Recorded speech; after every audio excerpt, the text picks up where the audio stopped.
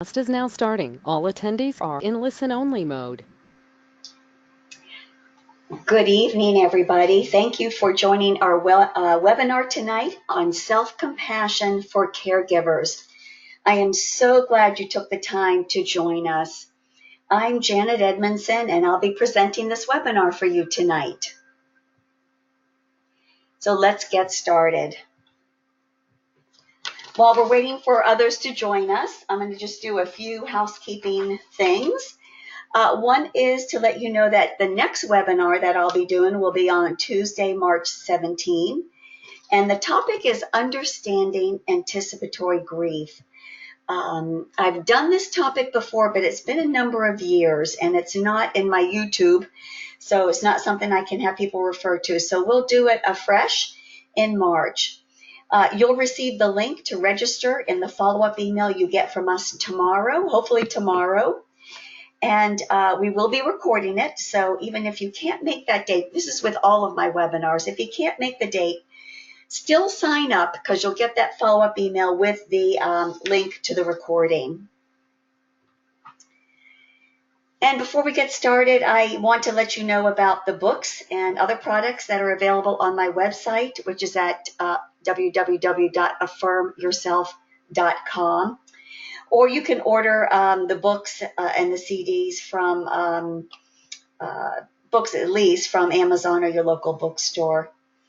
If you're interested in the audiobook, if you want to listen to my voice read the book, when you're on Amazon, make sure to type in MP3 with the words Finding Meaning with Charles so that you get to the actual audiobook. The rest you can just type in Google or Amazon, Finding Me with Charles, and you will get to the book. So one last administrative item. To ask me a question, just type it in the question box. You'll see that box on your right panel. Once you type it in, then hit send, and I will let them all accumulate and answer those at the end of our session. So let me quickly tell you a little bit about my background. From a career standpoint, I have a master's degree from Georgia State University and over 30 years experience in leadership within the worksite health promotion field. However, if you've participated in my webinars before, you know that I took care of my husband, Charles. During the 5 years he faced an atypical Parkinsonian disorder. It was a movement disorder that also had cognitive dementia components to it. So we were initially told that it was PSP, progressive supranuclear palsy, and then later that it might be cortical basal degeneration, for short CBD, but confirmed on autopsy that it actually was CBD, a rare type of atypical Parkinsonian disorder. I've been involved in the community for people with these diseases. I'm a past chair of the board of directors for Cure PSP, and I've been a support group leader for 2 online groups and 1 face-to-face group for over the last 10 to almost 20 years for some of them. I currently live in South Portland, Maine, and we might get a snowflake or two tonight. I want to give credit to Kristen Neff, who has conducted much of the research and has developed practical application advice on this topic that I'm using tonight. I've used her information extensively in this webinar. Kristen Neff has a PhD from the University of California at Berkeley and is currently an associate professor at the University of Texas at Austin. And you can Google self-compassion and you'll come up with her, or just Google her name, and you can find out a lot more information about her work. So let me ask you this question to ponder. How tough are you on yourself when something goes wrong or you aren't at your best? Just think about that. Are you tough on yourself? Many of us can be. I certainly can be tough on myself. I imagine you can too. The biggest one for me that I can remember is when Charles found out that I had told some family members and a close friend about his diagnosis. Now, he had asked me not to talk to anyone, but I needed the comfort personally of this small set of people to help me get through this. Charles was furious with me. And then I began to doubt my empathy for him, my ability to keep a secret as I had promised, and all other kinds of things. Right or wrong, that created some self-doubt, embarrassment, and sadness for me. It was easy to beat myself up for having blown it, even though in my heart I knew I needed the support of this friend and my family. During these times when we're hard on ourselves for our failures and not living up to our highest ideals, what would it feel like if someone showed us compassion and comforted us? What if someone told us that we all make mistakes? We can't be perfect. It's okay. Would that help us feel better? I think it would. Well, we don't always have that other person there to support us.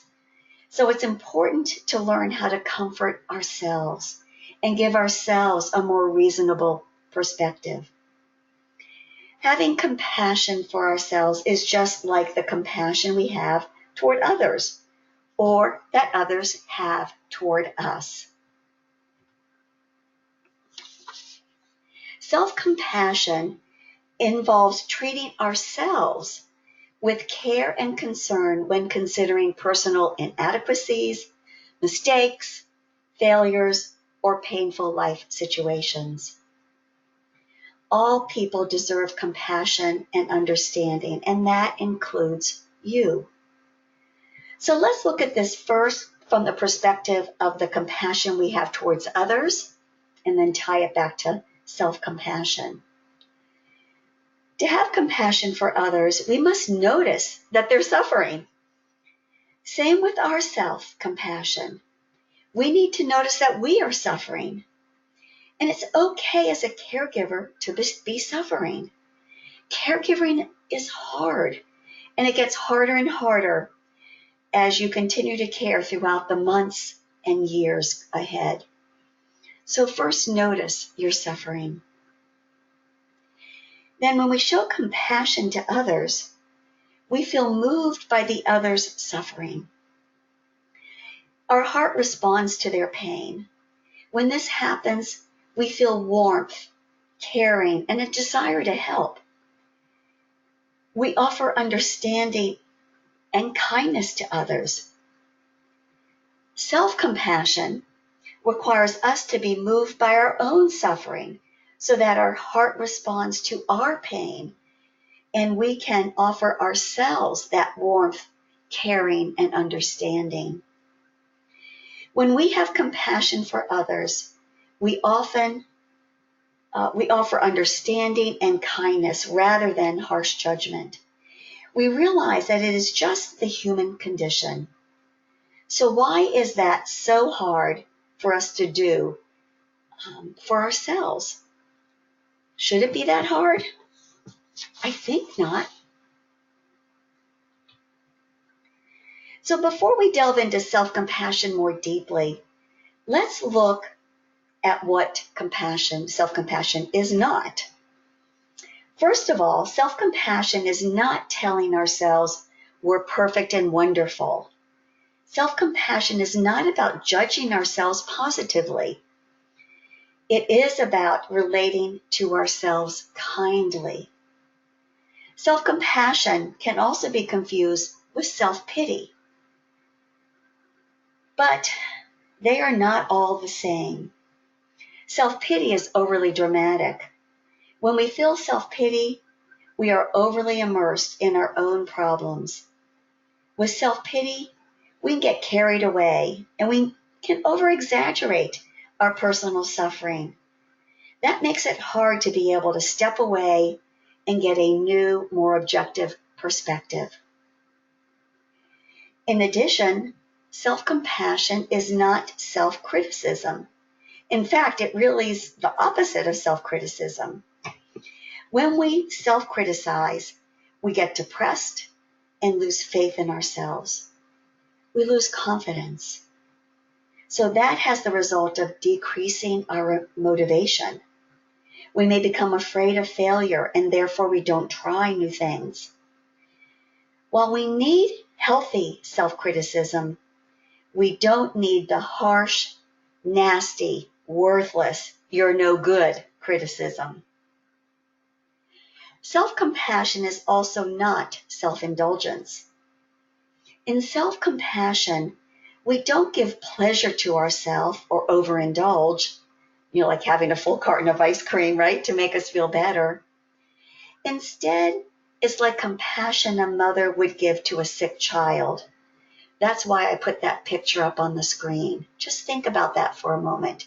This is really what we're talking about, that kind of compassion. Finally, self-compassion is not self-esteem. Self-esteem refers to our sense of worth, perceived value, or how much we like ourselves. Self-compassion, though, is not based on self-evaluations. Self-compassion can be given no matter how strong our self-esteem is. Let's look at some studies. According to Kristen Neff's research, self-compassion reduces depression and anxiety by replacing self-judgment with self-acceptance. It helps ease the body's threat response, lowering heart rate and bolstering the immune system. And all of this in turn gives us high levels of well-being and better mental health. And let me tell you, that's what we need when we're caregiving day in and day out. Self-compassion allows us to become happier and more satisfied with our lives. It also provides us with the resilience to stand strong without becoming overwhelmed from our adversities and our challenges. And if you've been following me, you know that our last webinar was on resilience. And at the end of this webinar, I'll tell you where you can find those recorded webinars. In this next study, 115 Iraqi and Afghanistan veterans completed an interview designed to assess PTSD severity, and they also completed self-report measures of their combat exposure, as well as their self-compassion. And they did this at 2 points in time, a baseline and a follow-up 12 months later. Self-compassion uniquely predicted less severe PTSD symptoms even after accounting for combat exposure. Therefore, veterans who were more compassionate towards themselves were less likely to develop severe PTSD, even if they were exposed to combat. So the takeaway here for us as caregivers is that self-compassion is important to helping people cope with traumatic experiences. And while nowhere near the trauma of combat experience, isn't our loved one's illness and our caregiving a traumatic experience for us? So this study shows the power of that self-compassion can help us with. Here are a few circumstances when it would be good to give yourself self-compassion. When you have a difficult time, when you feel like you failed, when you notice something you don't like about yourself, or when you are hurting, suffering, or maybe even just feeling inadequate. So according to Kristen Neff, self-compassion comprises 3 interacting components: self-kindness versus self-judgment, a sense of common humanity versus feeling isolated, and mindfulness versus over-identification. So let's look at these one at a time. Self-kindness is about treating ourselves as we would a good friend, supportively. Self-kindness refers to the tendency to be caring and understanding with ourselves rather than being harshly critical. Kindness is an active process to alleviate the suffering. Instead of judging, attacking, and berating ourselves, in our personal shortcomings, the self is offered warmth and unconditional acceptance, even though we may need to change unproductive behaviors. Self-kindness means that we are warm and understanding to ourselves when we are hurting, suffering, feeling inadequate, or failing. We are not ignoring our pain, and we are also not harshly criticizing ourselves. When life circumstances are stressful, like going through our caregiving experiences, instead of immediately trying to control or fix the problem, a self-compassionate response might entail pausing first to offer oneself soothing and comfort. This component of common humanity is about recognizing that humans are imperfect, that all people make mistakes and have serious life challenges. So we're not alone in making mistakes or having so-called flaws. All humans suffer. Being human means that we are vulnerable and imperfect. It is normal in life for things to go wrong.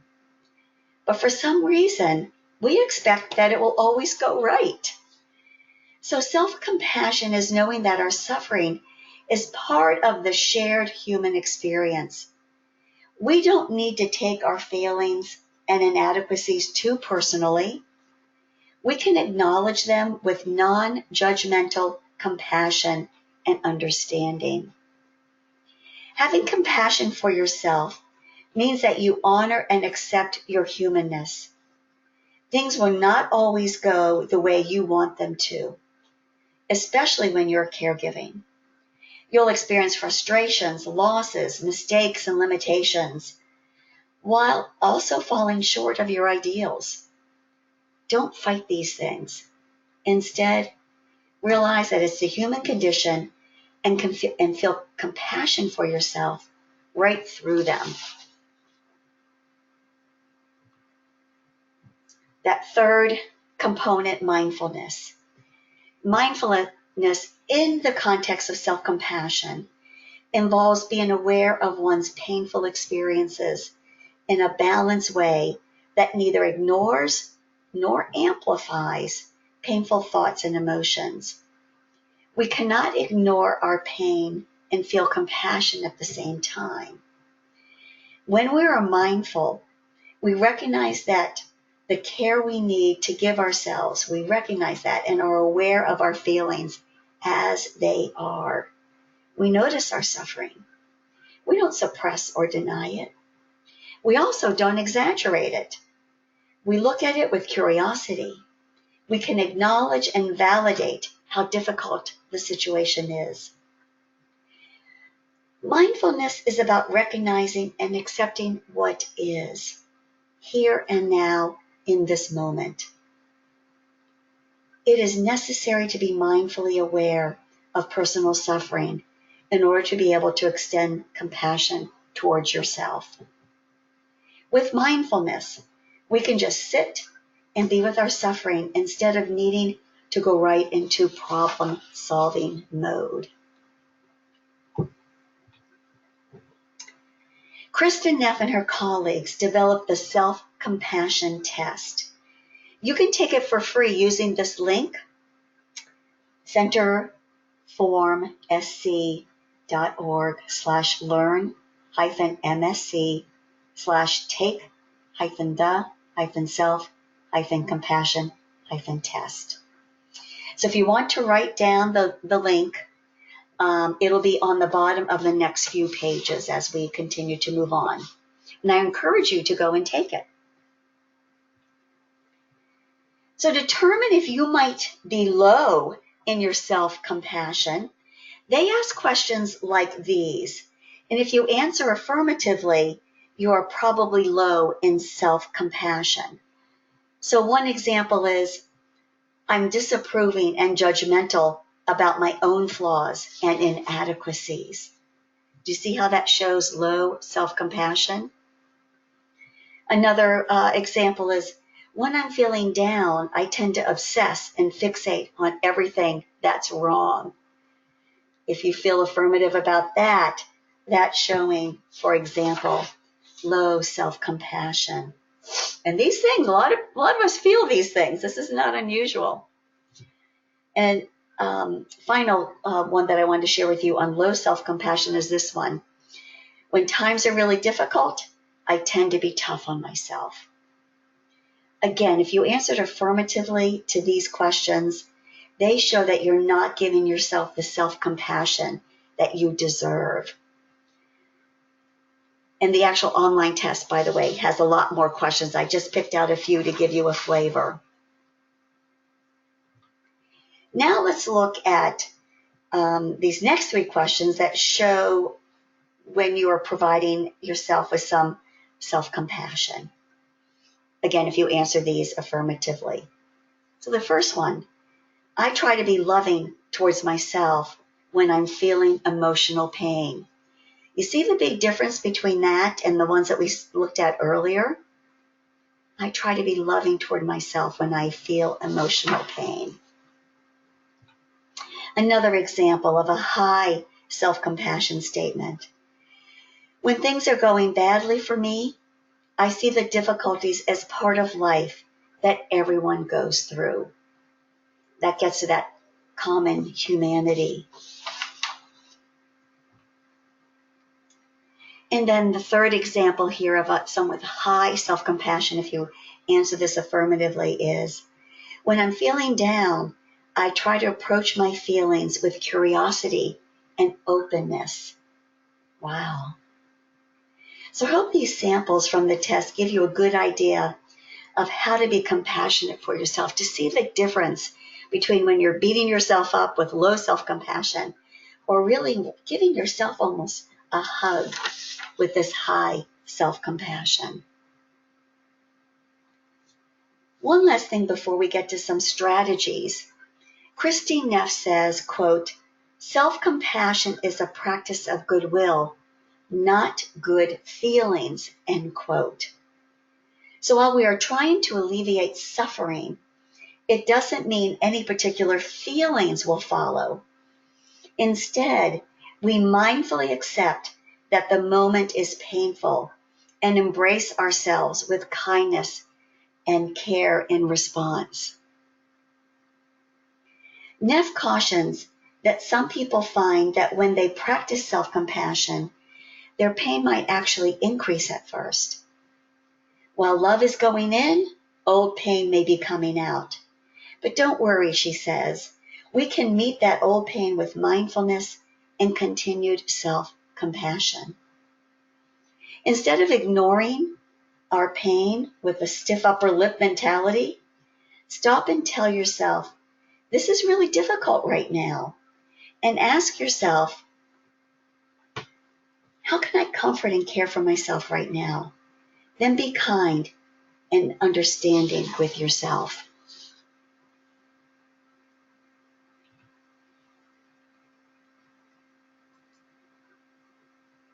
I want to go to some strategies now.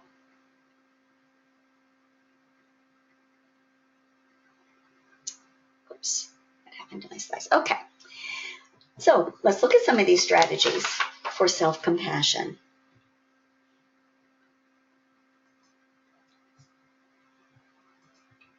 All right, first one, take a moment and think of a recent experience when you criticized yourself, such as when you took a few minutes of time for yourself and felt guilty about that, or you were short with your loved one when they were driving you crazy for whatever reason. Those are two things that I can remember doing and feeling bad about when I was caring for Charles. So I assume some of you might be going through those, or maybe you criticize yourself for something different. But think about what that was. And when you were critical about yourself, think about what were you saying to yourself?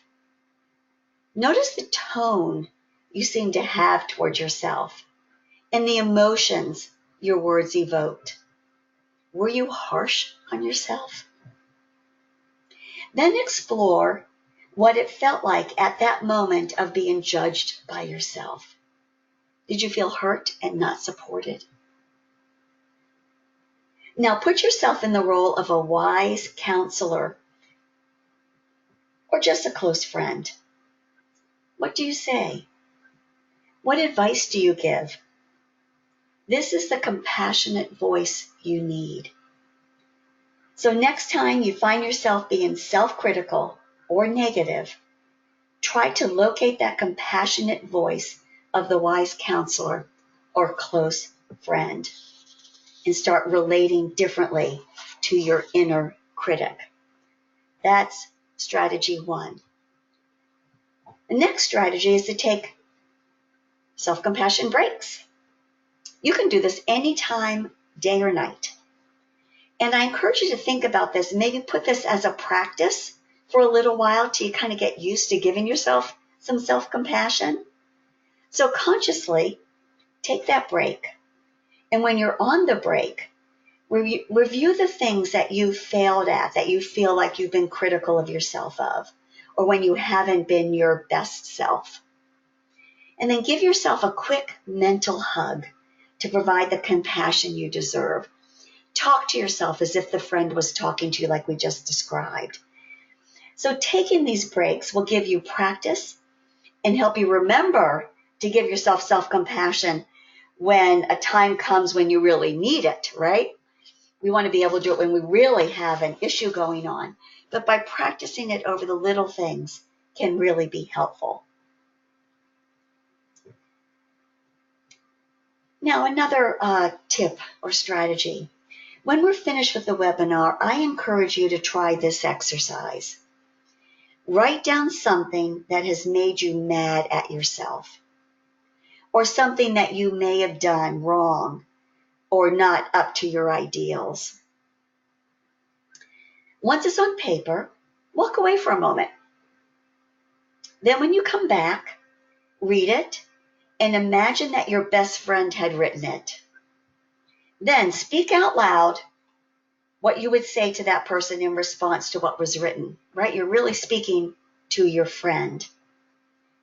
Finally, absorb those kind words that you just said and then grab them and hold them on to yourself. So that's a fun little way to get that compassion towards yourself by actually jotting it down, walking away, coming back. Similar to that is this next tip, which is to write yourself a letter. Try exploring self-compassion through writing. Everybody has something about themselves that they don't like or feel that they don't do well. It may cause them to feel shame, insecure, or not good enough. So in this activity, you just write a letter to yourself. Come from a place of acceptance as you write self-compassion responses to those things that you write down. So put down what's bugging you and then write your self-compassion response. And then mail that letter to yourself or just hang on to it so you can look at it in the future. And my final tip for you is to think about keeping a journal. Keeping a daily journal in which you process the difficult events of your day through a lens of self-compassion can enhance both mental and physical well-being. You can track over time the self-compassionate messages you've been telling yourself. You can refer back to it, as I just mentioned with that letter, so that you can see the encouragement that you gave yourself in the past. As I wrap up the lecture part of this webinar, I want to share this quote with you from Kristen Neff. Quote, "In self-compassion, we hold ourselves with love, validating, soothing, and comforting our pain so that we can be with it without being consumed by it." End quote. I'd like you to think about what we talked about over these last 20 or so minutes and pick one thing that you would like to do differently going forward. What are you going to try to do to be more mindful of your pain and your suffering and giving yourself self-compassion? Now, before I give you your final quote, I want to take any questions that you might have. And again, to send us a question, just type it in the question box, which is in that right navigational box, that right panel, and then hit send. And I see that we already have one up here. Let me open up my question box. Denise asks, is the self-compassion test URL all caps? No, I just used a font that was all caps.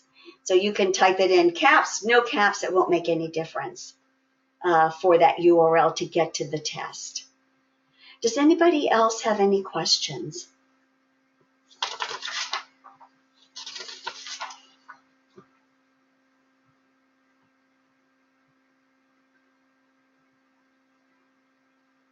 Not seeing any, I will move on. And let me move this back out, okay?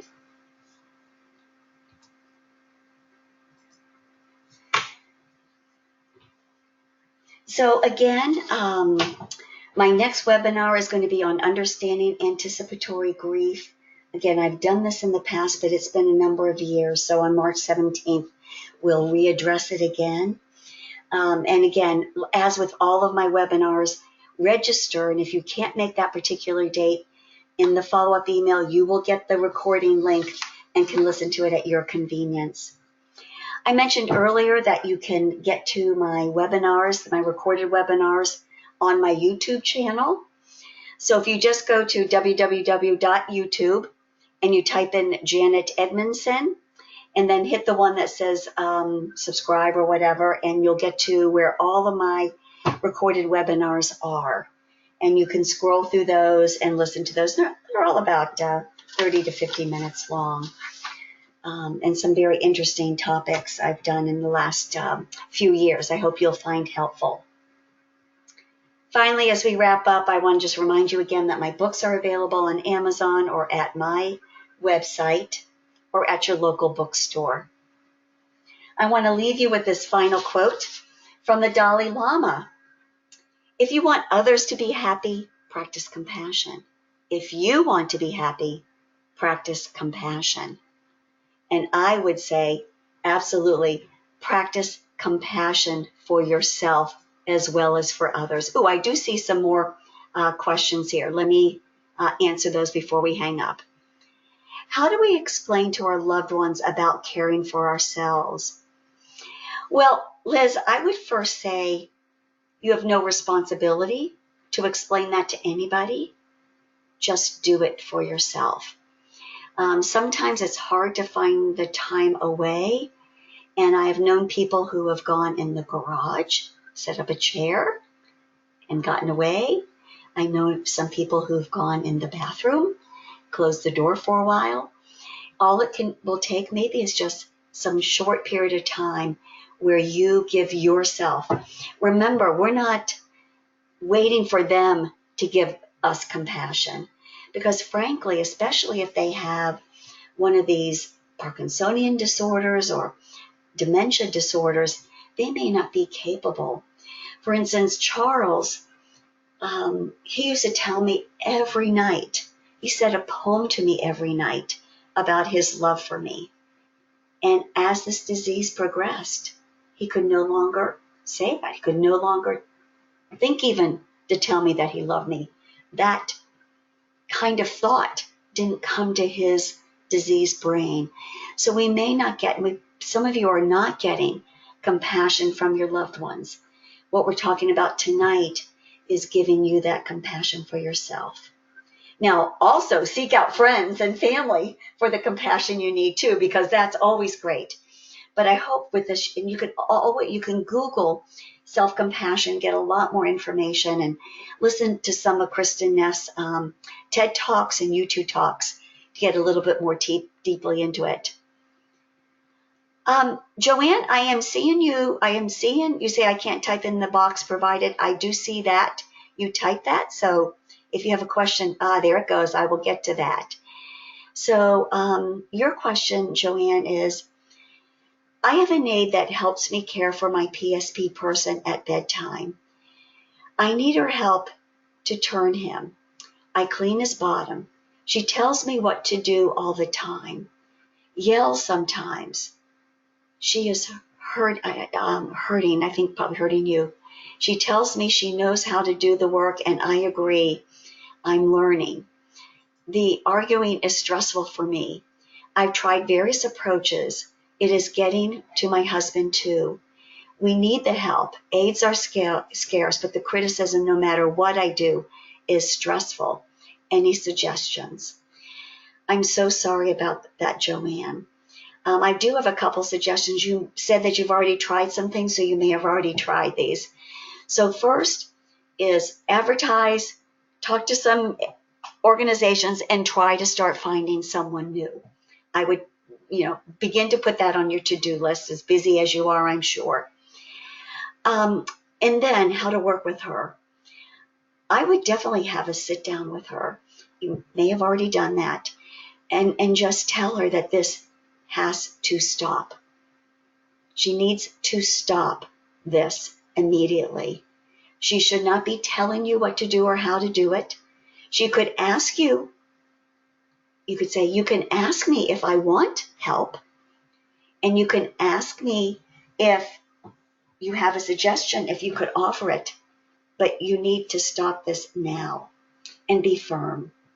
But do that, privately with her, and just being really straightforward.